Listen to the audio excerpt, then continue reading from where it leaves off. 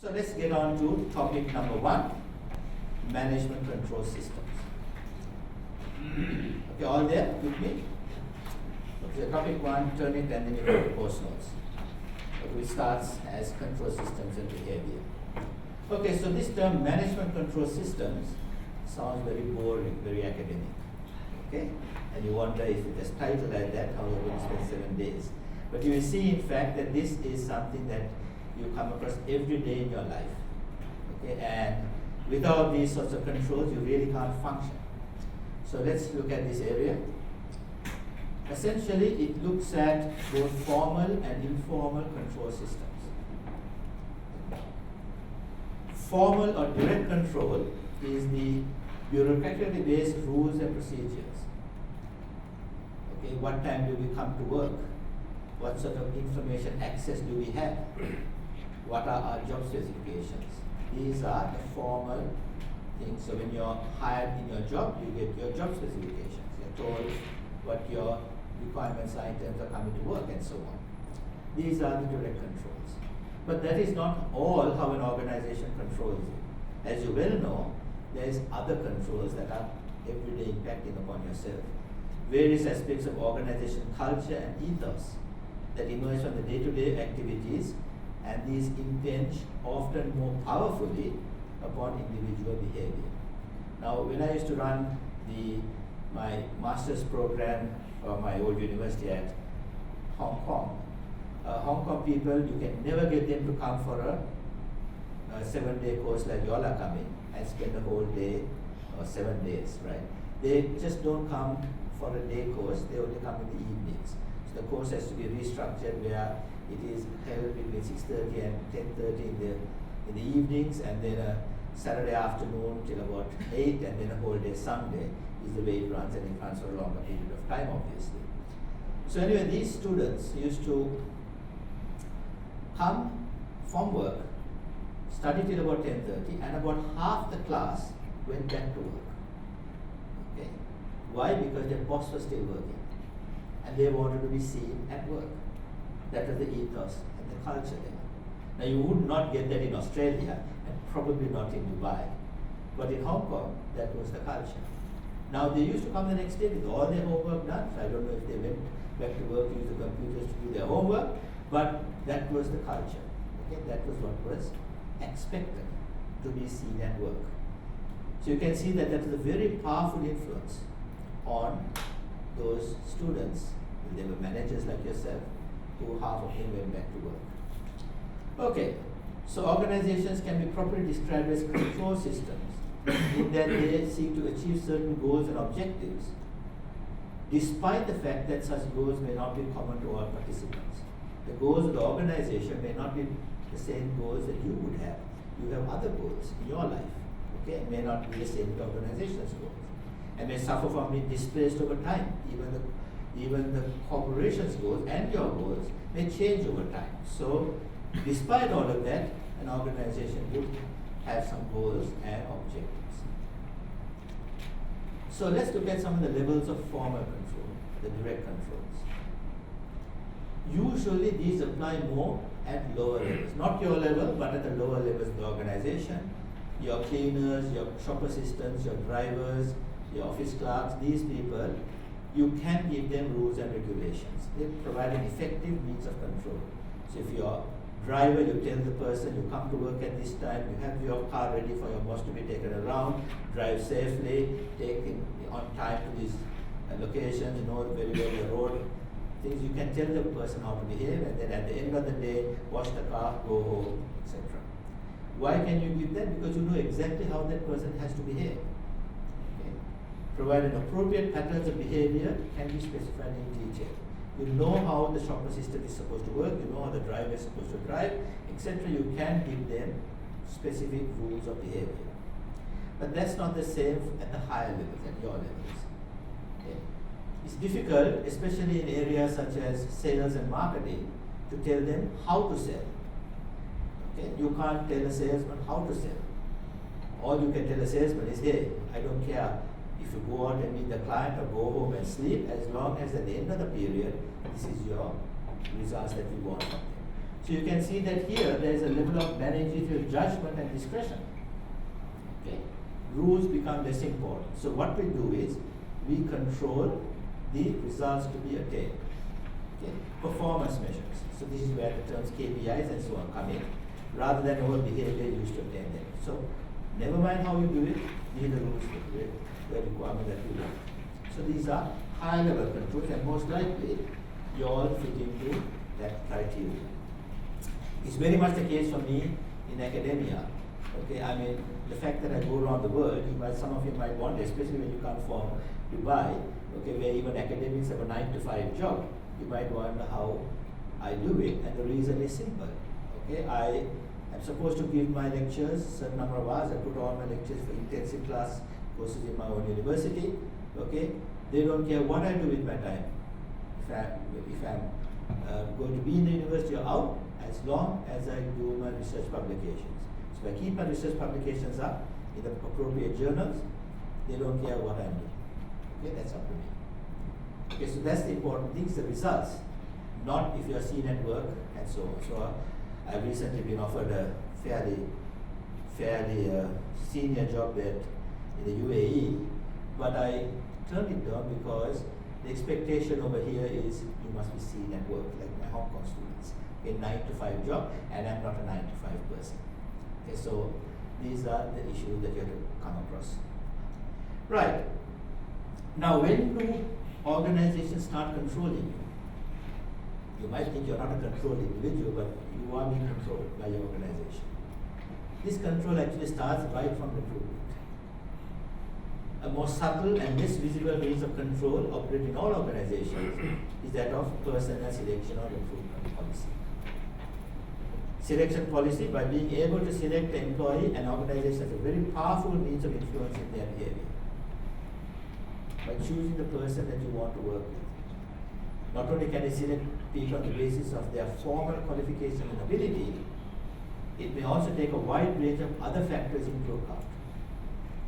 These are attitudes and values that come from the school you attended, your religion, nationality, color, age, sex, etc. Okay. And although now even my universities have said we are an equal opportunity employee, don't believe it. Okay. No organization really is an equal opportunity employee. They do give certain people from certain schools, religions, nationalities a more favorable treatment than others. Okay. So there's a research study done in France where they sent almost the same CV, okay, to a number of companies, one with a French name, one with a Moroccan name. 100% of the time the French person was called for the interview, and 100% of the time the Moroccan name was never called. Okay? And these are serious research studies. Okay, that simple thing like the name meant you went to one list versus the other. Okay, I've had a situation in Singapore, this is of course many years ago, maybe about 15 years ago, where, let us say, Professor John Smith from America was hired by the Singapore National University of Singapore. From America, Professor John Smith from America, and Professor John Smith turned up in Singapore. These are days before Facebook and all of that, and he was a black man. Okay, and he told me that from day one, when they got a shock that he was a black man and not a white man, he was given subtle pressure to leave. He left in 6 months. Okay, so these are, it's there. Even though you say you are not, it is there. Okay, so in Dubai there is of course various ranges of salaries, as you know. These are there. Sometimes it is official, sometimes it is under the table, but it is there. Now I am not saying that's a bad thing that is there. Please don't, I'm not doing a value judgment, because it is very difficult for us to work with people that we can't get along with. I mean, it's pretty difficult. So organizations like to have a team of people who share the same values and so on. Okay, and therefore they do this despite various countries' laws saying that you can't. It happens. Okay, so it is there. So this is where the selection interview comes into play.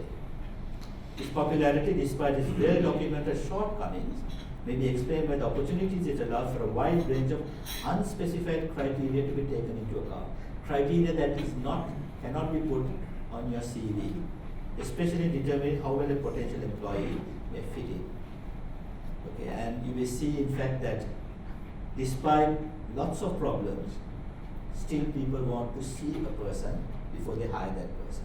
And I personally hate Skype interviews. Okay?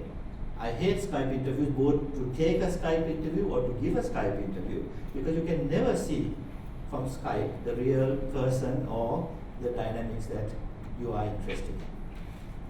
Okay, so that's why the selection interview is important. In fact, they say, and this is serious research, that the moment you walk into a job interview, you have most likely either got the job or lost the job before you open your mouth. Okay? And so if you have got the job, then please in the next 15, 20 or 45 minutes, don't lose the job by saying something stupid. Okay? But if you haven't got the job when you walk in, it's very much more difficult to make the people's minds change to get in the job. Okay, so that is why the way you dress, the way you walk, the way you shake hands, extremely important in the job interview. Now next comes training programs. Okay, now this is where the what we can call organizational brainwashing continues. Further, once staff have been selected, they are often exposed to programs of induction and training. These are designed as much to inculcate organizational norms and values as to provide technical training. So it's not only technical training that you're getting on your job, but also trying to tell what are the norms and values of the organization. Okay, that is why in the old days you could tell this guy is from IBM. Okay, doesn't matter if the person was Chinese or American or Indian, the way they dress, the way they walk, the way they talk, you knew they were from IBM or from Anderson before Anderson went down. Okay, that's an Anderson guy. Okay, and even today there are ways that people talk, you know, from what organization they come. So this is part of the so-called training programs. Okay, so now we've selected the person we want to employ, we've trained them. How do we control them on a day-to-day basis? So controlling appointed staff. At the lower levels, shop floor worker who is late may lose pay. So if you're late, you may lose pay. Okay, your salary may be docked. At the higher levels, well, it's a little bit more complicated. Okay. Especially because there is no real time to come in or go out. I told you I am not required to be at my university. So the punishments, a manager who does not conform to the expected standards of behavior may fail to win a promotion or be posted to some undesirable department or location. Okay, now my old university again, Monash, we have 5 campuses in Australia. We have a campus in Kuala Lumpur, Malaysia, in London, in Prato, Italy, and in Johannesburg, South Africa. Now Johannesburg, South Africa is about the most dangerous city to be in. Okay, you need an AK-47 to give a lecture. Almost like that, almost like that. In fact, just last week, a Monash student who went from Australia, Australian girl, the university had not provided proper security and she was almost raped. Okay, a lot of people came into her room. Okay, so very dangerous place. So if you actually do something bad at Monash, as a professor, you might actually get promoted to run the South African Johannesburg campus. You know that you have done something really bad. Okay, if you get that sort of promotion. And I know the person who got it and I said, hey, I don't know, what did you do wrong? Okay, so these are things that happen. So you may be posted to to Johannesburg, or if in Dubai you might be sent to Siberia or something. Okay, that could be not so much a reward as a punishment. What about the rewards? Well, there is of course monetary rewards. These are rewards that you have in terms of promotion, okay, or commissions or bonuses. There is an additional status plus increased pay. But there are a whole host of non-monetary rewards. They range from the provision of a superior model of the company car to award of a merit plaque to be displayed on the office wall. These are called symbolic rewards. So the corner office, okay, the keys to the executive toilet, very, very important symbolic rewards. Okay. Now in the Western countries, and I presume in Dubai as well, not presume, I know in Dubai, okay, it's more senior you are, the higher you go up in the company's office, and if you are the CEO, then you get the office that overlooks the most beautiful scenery and glass windows all around and so on. Interestingly, in Japan, the more senior you are, you go down the organization, and if you are the CEO, you get a room without any windows at all, okay, on the ground floor. Now why is that? Why is that the very senior person in Japan gets the ground floor and no windows, while the most senior person in Dubai gets the highest floor and all the windows? Communication. Sounds logical, but no. It sounds like he wants to communicate all the time, close, but no. Earthquake, you're absolutely right. Earthquakes. Okay. So you want to run out as fast as possible without any glass coming and knocking you over. So you get the room that is the safest in your building. Okay. So you can see the different cultures have different symbolic rewards, often linked to the situation. Okay, so that's rewards and punishments. So here's an interesting cartoon from a character that appears in some newspapers. He's a corporate character called Dilbert. Dilbert says, "I'm grossly underpaid, I want a raise." His boss says, Dilbert, what? People don't work here for money. People work here for the challenge. So Dilbert says, if challenges are more valuable than money, why don't you give me all your money and I'll give you all my challenges? At which point the boss says, I better kill this guy before he starts infecting others with his sort of thinking, radical thinking. Okay, so look, the fact is, at the bottom line, there may be symbolic rewards and all of these things, but ultimately there is some equation to money. And if that is not there, if that's not there in the reward system, okay, at some point, then you're not going to get the sort of motivation you want with your staff. Okay, so where do accountants come in? Well, we control the budget. That's where the money is. Organizational controls range, therefore, from the specific and quantitative to the more diffuse and qualitative, like these symbolic rewards. Budget controls clearly are most useful in supporting those formal, specific controls that are very quantitative. That can be best expressed in quantitative terms. However, two limitations must be borne in mind, very important. First, because of the specific and quantitative nature, budget control can never form the totality of organization control system. We cannot control everything through the budget. I mean, you can't control the fact that the Hong Kong students go back to work at 10:30 in the night through the budget. Just impossible. They must be interwoven with a rich variety of diffuse, qualitative and non-financial controls that are bound to the norms and values of the organization. So later on we talk about non-financial measures in the balanced scorecard in this area. But it goes beyond even that sort of quantitative measures. Now, my son works at Google, okay, he's at the YouTube division of Google. And it's amazing. I went to their London office, he invited me to the London office, right? It is, I was the oldest guy there, by the way, okay, all young people, okay? The cafeteria is the size of, almost a massive hotel, okay, with round-the-clock food, pizzas, and you name it. Not only pizzas, there are executive chefs doing all top-level job, free of charge, 24 hours. Creches, ice cream when you want. You don't have to be at your work. You can go and take a nap on a hammock, okay, and capsules that vibrate while you sleep during working hours, mind you, and all of that. Okay, so what do they have? They have people who never go home. Why go home? Because work is better. Okay, so they pay for a 9 to 5 job and get a 24/7 person who's very highly qualified. Okay, Saturday, Sunday they go back to work. And that's the sort of thing we are talking about. Okay, and the budget cannot capture that. You can capture the budget of how much food you're going to spend, how much you're going to spend on food, but how can you capture the fact that this guy is going to come back because of the atmosphere? Okay, so these are the first thing. The budget cannot capture everything. The second is much more something that you also have to think about, and something that's more down to earth where you're concerned. And that is, do not think that if you add more and more controls to the budget, you're going to get more control over the person.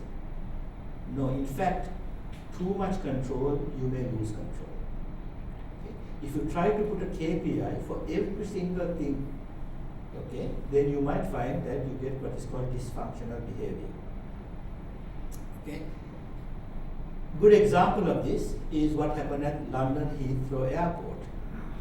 Right? They decided to put a KPI on baggage handlers. Okay, the people who take your baggage out of the plane and put it on the carousel. They said, we are going to give you a reward based on shortening the time between the plane landing and the first bag coming out of the carousel. And it was working. The average times were reducing. It took them 6 months to realize what was happening. When a plane lands, the crew goes out, the youngest, fittest guy looks at the smallest bag and takes it and runs across the tarmac, doesn't even go in the car anymore, runs across the tarmac and puts the first bag on the carousel. The older guys are smoking and waiting because now their KPI has been met. Okay? So really it was taking longer to get all the bags, but the first bag was out on time. So they said, we will fix the guys. Last bag. No longer first bag, last bag. But what happened? The last bag was overcarried to Paris. Came only 4 days later. So that was meaningless. Then they said, what about a middle bag? No. How can you put a middle bag on an aircraft? Okay? So you can see, if you give something, if you don't understand people's behavior, and you put a KPI against it, you're going to get this dysfunctional behavior. So too much control, you may lose control. Okay, there are many, many examples like that. I will tell you along the way. Be careful. Okay, this whole area of trying to performance manage everything may be a problem. Okay, so think about that. Thus, the art of effective control lies in selecting the correct balance between the various types of controls that are available. Okay, the aim of overall control is to encourage all employees to direct their best efforts in the interest of the organization. That is, encourage cooperative behavior. Although technical devices such as budget control systems can aid in this process, it is more fundamentally a matter of influencing human behavior, trying to influence human behavior, thus requires human and managerial skills in addition to a well-designed budgetary accounting system. Okay, so that's our overview. Now let's look at some specific concepts of control. Definitions, first, of control. There are two main themes when you think about control. First one is what I call George Bush control. Control as domination, where one person imposes his or her will upon others by the exercise of power and authority. The George Bush says, I have the American Armed Forces, I can walk into any country and control them. Okay? That is control as domination. If you have the power to do this, of course you can do it. But that is not the control we are talking about in this course. We are talking about control to achieve planned results. This is which emphasizes the gathering of information to monitor and regulate activities so that some desired outcome can be obtained. So we are trying to control to achieve some objective. So the second theme is the area of cost management and cost control. Okay, so this brings us to this area called the control framework. Okay, now I'm going to put it up here because you will see that I will be referring to the control framework all the time. So although it is in your notes, I will be flipping back to this all the time because most of what I'm going to do, speak is too. Because most of what I'm going to do is going to be related to this. Okay, so first of all, objectives. Right, so these are the areas that what we're trying to achieve are targets. Now you will see that this control framework is not about accounting only. It's about everything that we do in life. USC follows the control framework. So let us say that I feel a bit warm and I want to get a little cooler. My objective would be to get a little cooler. Okay? So then what do? I look at my alternatives. So I analyze my alternatives.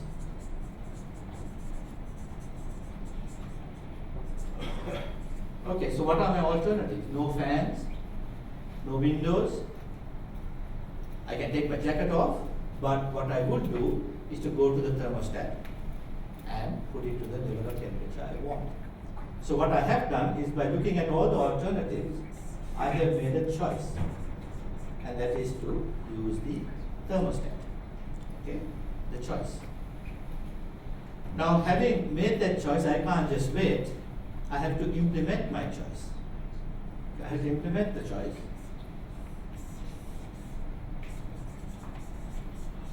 And that means I have to physically walk to the thermostat and put it to the temperature that I want. Right?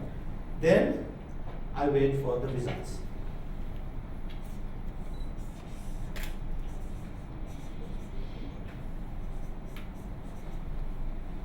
I wait for the results and see if the temperature is the way I wanted it, and that is called the feedback system.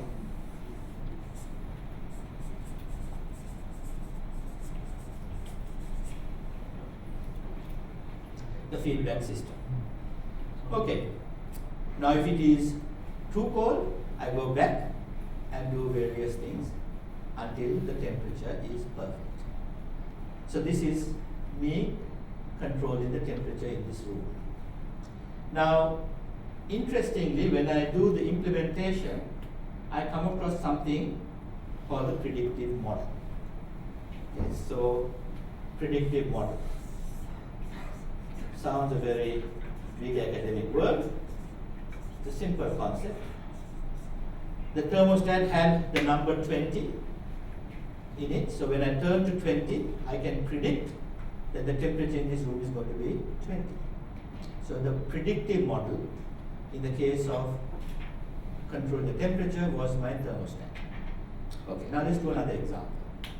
Let us say you're coming to the CMA course. Your objective is to get to the course by 9 o'clock. Okay. And you come to a crossroad, maybe from Rasakeb, I don't know how many roads you have, but you come to the crossroad and you decide, shall I go forward, straight, or do I turn left, take that route, or do I turn left or right? Okay. You decide, you make a choice to turn right. Okay. So now you have to implement your choice.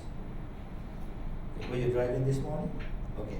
So let's say you made a choice to turn right. Okay, so how would you implement it? You have to use the predictive model. So what is the predictive model that you use to turn your car right? Anyone else helping me? What is the predictive model? Come on, you're driving all the time. You buy a crazy drivers, I know, but anyway. It's your choice. It's your choice to achieve the objective. Yes, so your choice is now to turn your car right and take the right road. Yes. Road to the right. Okay. So how do you do that? Thank you. You will turn the steering wheel. Now some people tell in other classes, you put the indicator light on to turn right. But the car is still going straight. You are a good driver, but the car is going straight. So the indicator light is not the predictive model. The predictive model is the steering wheel. Okay? So again, you have to have very good control of your steering wheel. Actually, the steering wheel should talk to the car, because if you start turning and the car goes another way, then of course you're in real trouble. You have no control. So the better control you have of the predictive model, the better control you have of the process. Okay. Now, I come from Sri Lanka long years ago. I remember going in hill country roads with the buses, and if there's a turn to the right about 200 yards away, the guy starts turning now. There's a lot of play on the steering wheel, right? Obviously that bus has not much control and you take your life into your hands.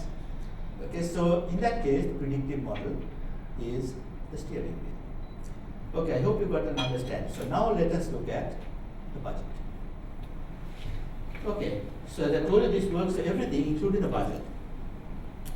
What is the objective of a budget? What is the main objective of doing a budget? I heard a few people are accountants here, chief accountants and so on. I'm sure they've done a budget. What is the principal objective of a budget? Sorry? Depreciation? Sorry, present. That's not the main objective of what you're trying to achieve. Control? Well, this whole thing is a control framework. Okay? Yes? The main objective of the budget is planning the activity in the next period to reach to the goal. Yeah, so I'm asking the question, what is the goal? Objective the same as goal. There is different kind of goals. Okay. The main goal is the profitability. Absolutely right. Of the company. That's right. There are many goals, but the main goal is to make a profit, right? So net profit for the year is the main goal. Net profit for the year. Main goal. Okay, now we know our main goal. So next is, what are the alternatives that you will be playing around with to achieve your profit? You know, you all know this. It's just that I'm asking you a question at a time when your mind has to now readjust yourself. What are the main alternatives? Cost reduction, very good. Increased revenue, very good. Okay, so we have a very interesting tool in management accounting. You'll learn this in your university and then do not use enough of this in actual practice, called cost volume profit analysis. We separate our costs into fixed and variable costs. Fixed costs don't change over the year, variable costs change with the volume. So cost, so you reduce costs, increase prices, increase volume to get revenue, and you have this excellent tool called CVP analysis. You may be seeing that I'm using quite a lot of this tool in these two courses. Okay, so main thing, reduce costs, increase revenue. Okay, and in there is various things like product mixers and so on. Right, so what we will do, and this is something you all are doing all the time, is you all will have a small feedback loop here. You will be checking out different scenarios. What if the price can go up by 10%, what if the volume goes down by so much, and so on. You'll be checking out various possible alternatives until one of those scenarios or alternatives becomes your choice. And that choice is called the budget.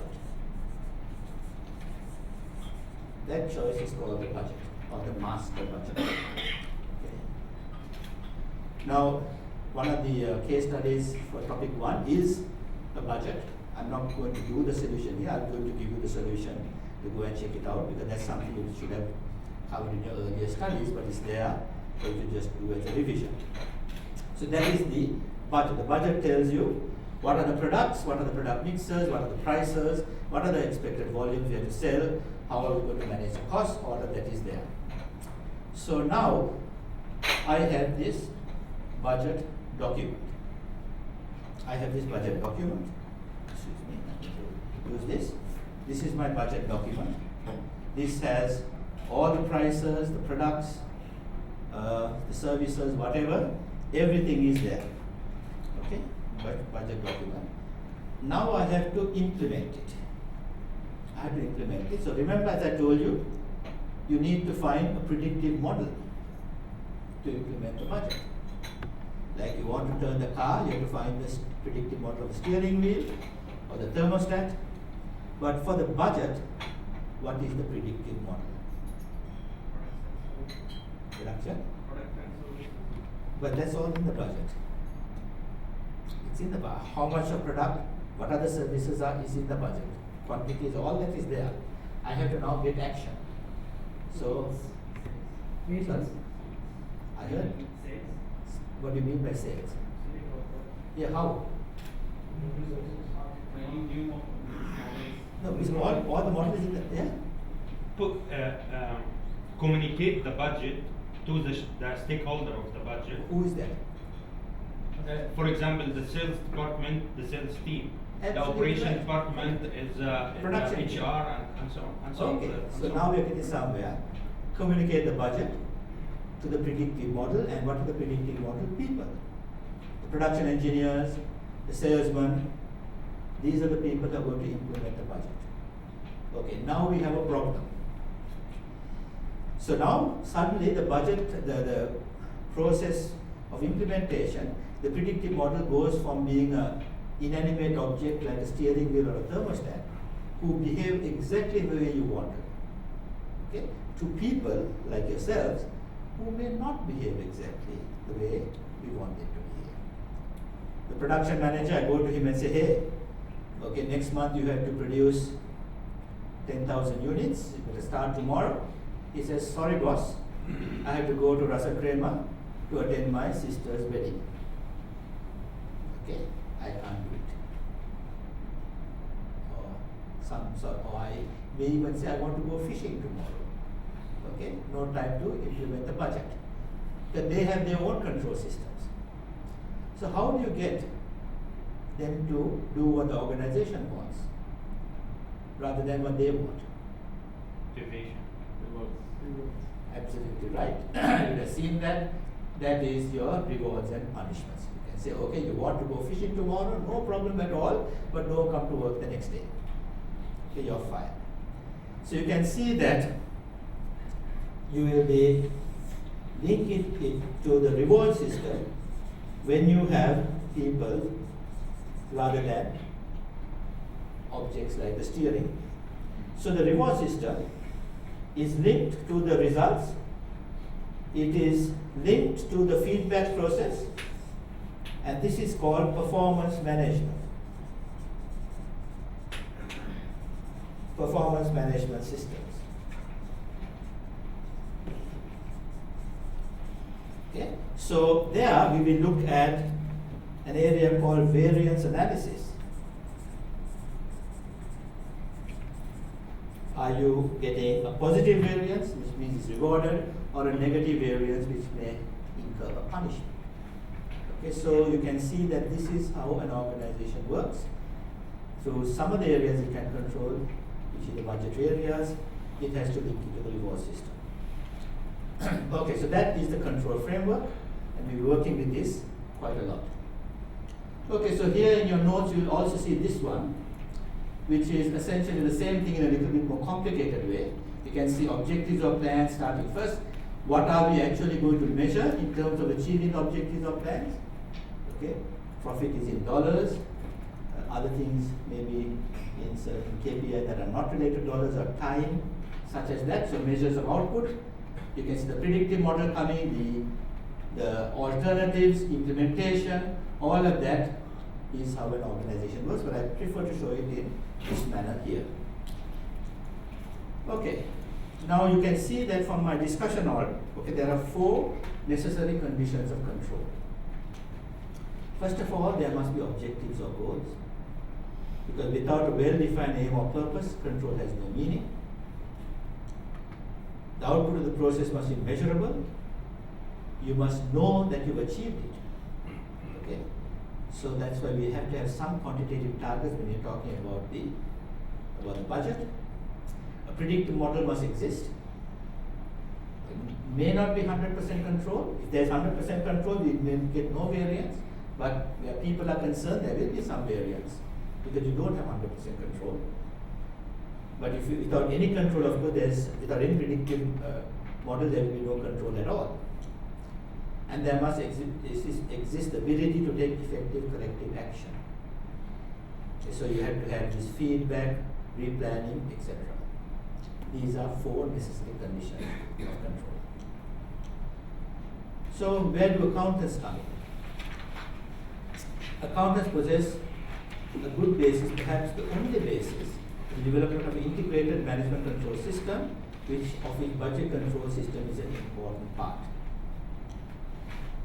Such ideas are well illustrated in a paper put forward some years ago by two academics called Earl and Hopwood. I find that this particular illustration is excellent to understand our role in achieving objectives. So this is the model here. So this model tells you from low to high, uncertainty about objectives and uncertainty about cause and effect. So low uncertainty means high certainty. So if you have low uncertainty about your objectives, in other words, you know exactly what your objectives are. And if you have low uncertainty about cause and effect, you know exactly what your cause and effect is, then the accountant becomes an answer machine. You simply do a computation. So for example, if your sales director comes and says, look, I have a overseas order for 10,000 units. We have excess capacity in our organization for 10,000 units. So could you please tell me what is the minimum price I should think about pricing? I might go high, but what's the minimum for us to break even? Simple. Raw materials so much, labor so much, variable cost, here's the answer. Okay? You can do it at the back of your hand or the back of a rainbow. Okay? It's a simple answer. And in fact, most of our questions in our textbooks is an answer because we have essentially two objectives that come across in our management accounting textbooks, and that is profit maximization and cost minimization. Okay, so we become an answer machine. A lot of our students remain answer machines. But what if we are certain about our objectives, but we are not sure about cause and effect? There's high uncertainty. Then what accountants become is learning machines. We essentially do a lot of different what if analyses.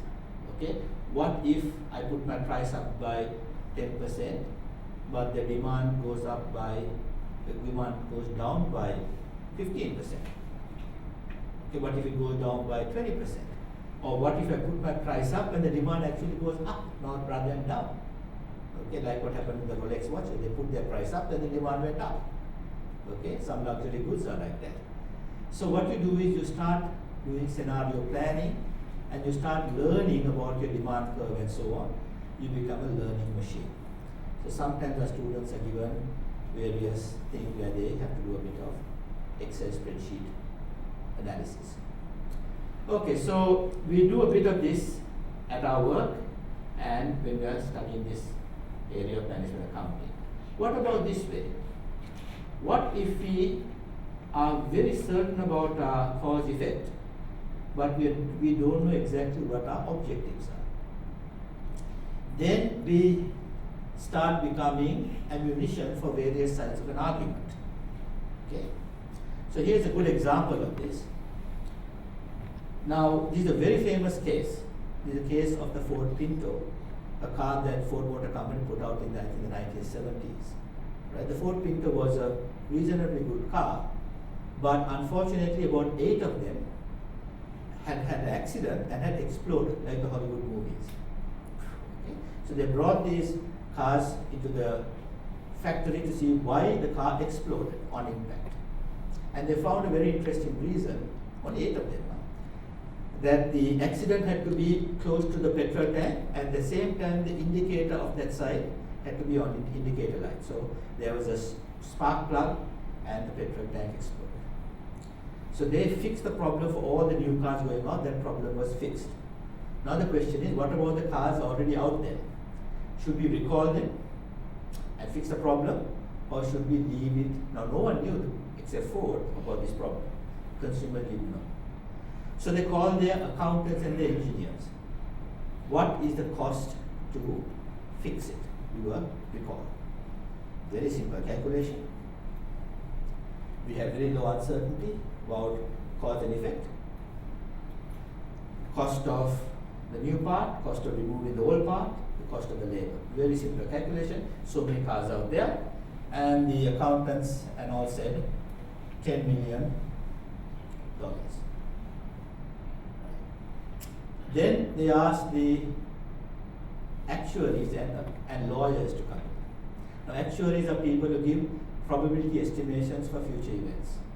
Right? right? These are people who calculate our life insurance and so on, how long we are going to live, something. They actually said, look, giving the worst possible scenario, only 8 more cars will explode given the number of cars out there. It could be most likely lower, but that's the maximum, 8 more.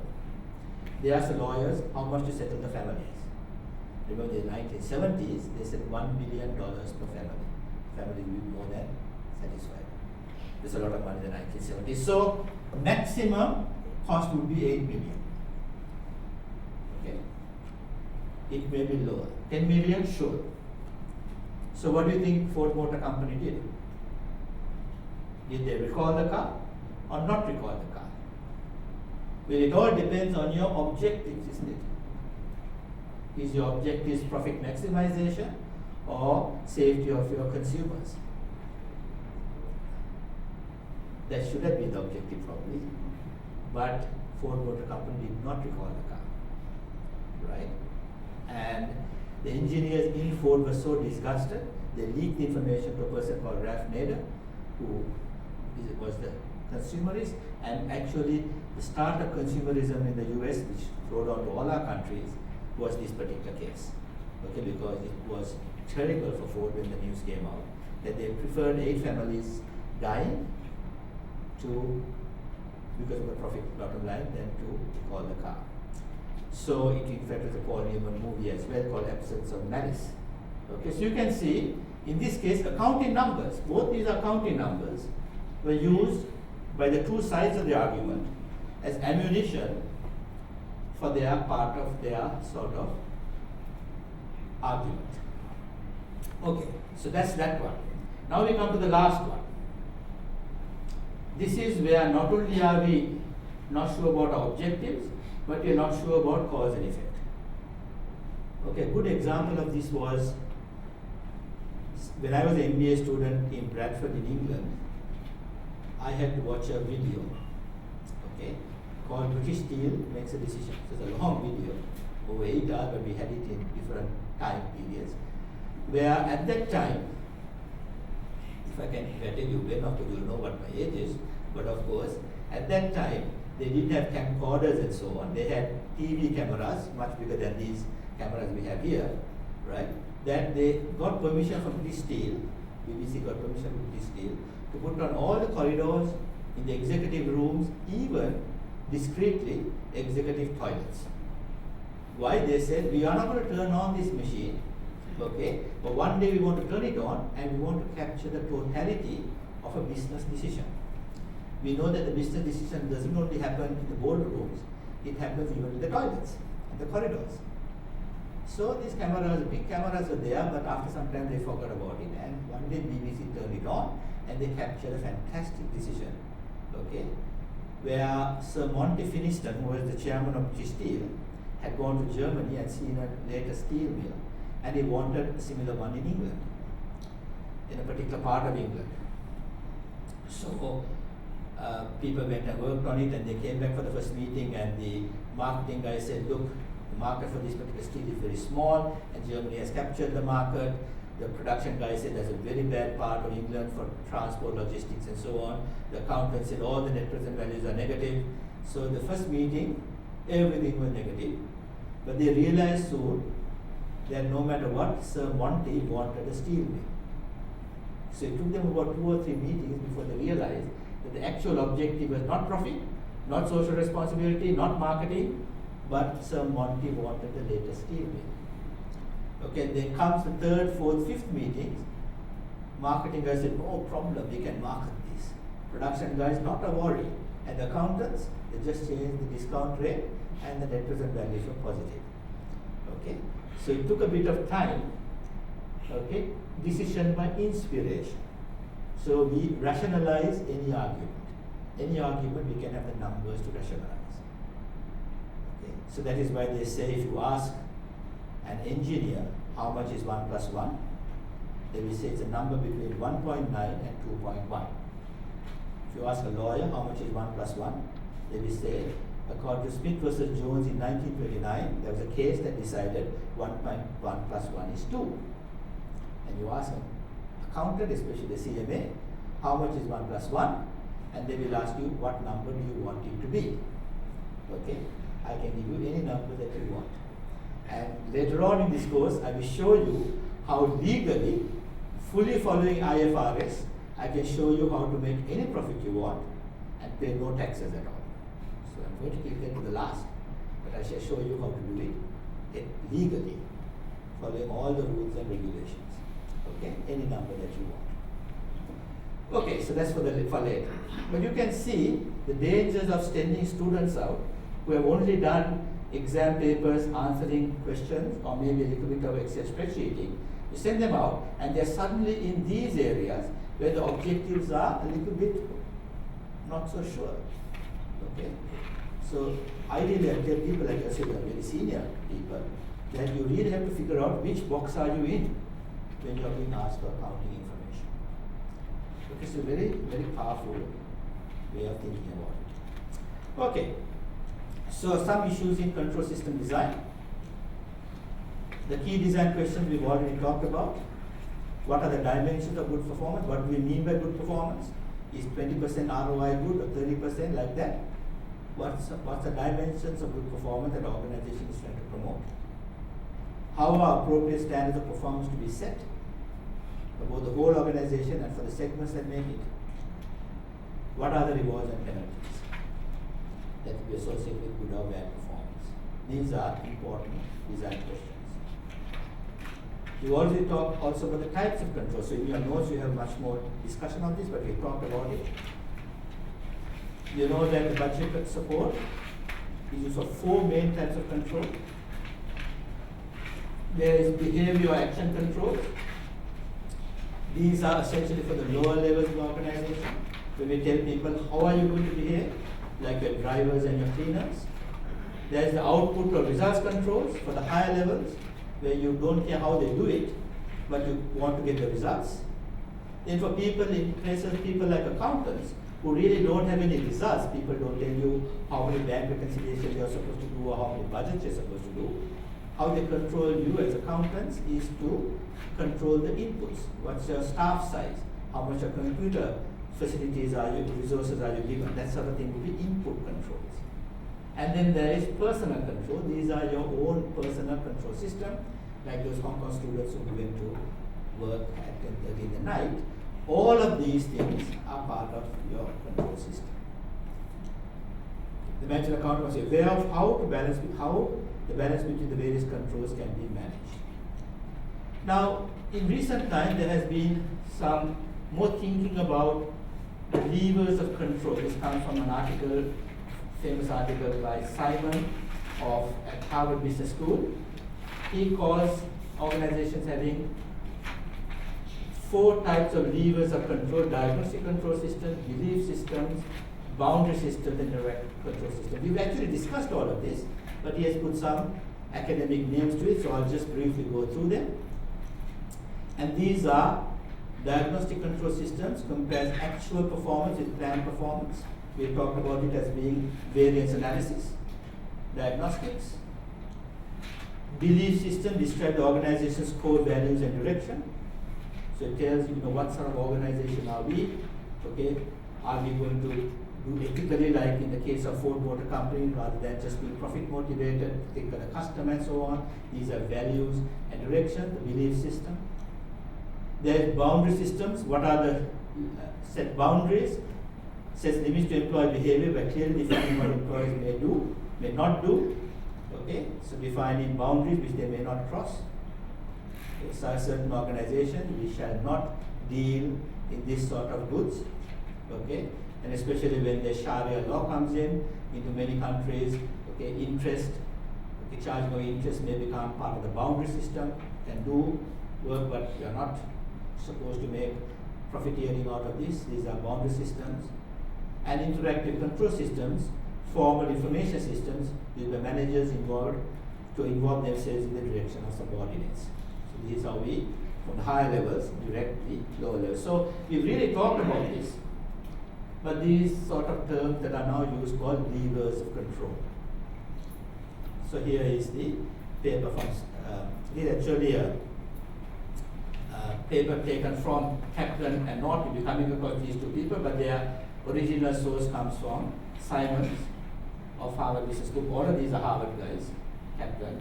Okay, so these are the sort of control systems that we have in organizations. So we will control in these to get the type of behavior that we want.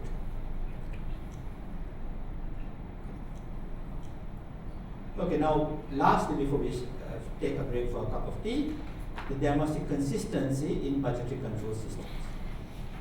What is important is the type of budgetary control system operated that is consistent with the underlying circumstances of the operation being controlled. For example, attempting to operate behavior controls when senior managers do not have the necessary knowledge to specify appropriate managerial behavior is due to failure. So this is the case of, as I mentioned, the London baggage handlers at Heathrow Airport. The top management didn't know how the people are going to behave, so you can see it by that was a dysfunctional thing.